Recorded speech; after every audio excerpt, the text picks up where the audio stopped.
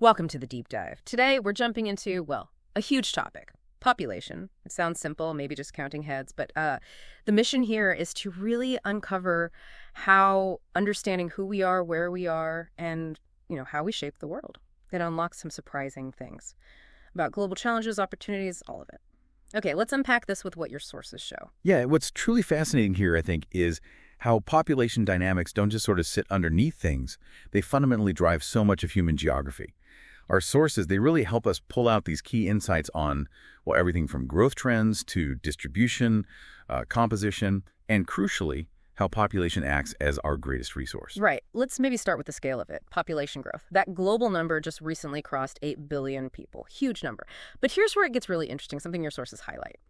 This growth, it's incredibly uneven. You've got rapid increases, say India, Nigeria, but then real declines in places like Japan, parts of Europe too. Exactly. And this isn't just, a number thing.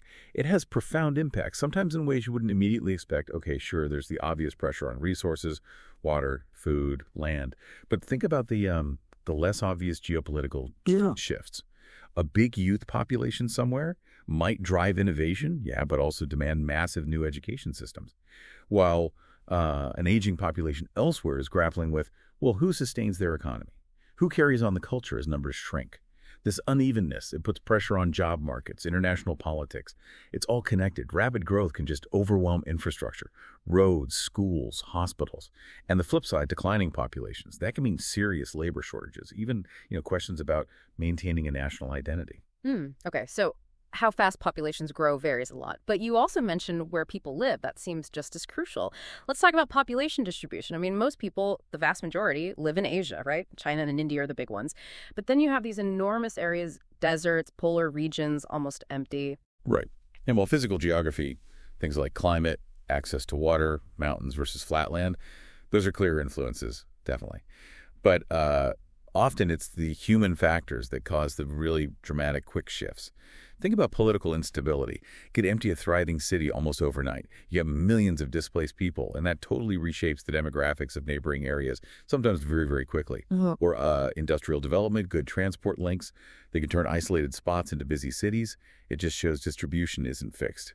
It's really responsive, sometimes vulnerable to human actions and events. Okay, so we've got growth speed and location.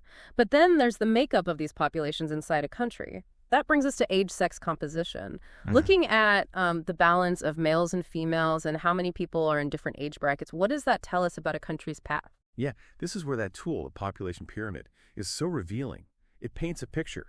It can show you a really youthful population, lots of kids, fewer older people. That's common in many developing nations, which often means a high dependency ratio. Lots of young people, or elderly, relying on the working age group. That points to a huge need for jobs down the line. Education now, jobs later. Or the pyramid can show an aging population like in Germany or Japan, more older people. And that signals a need for more healthcare, pensions, different kinds of social support.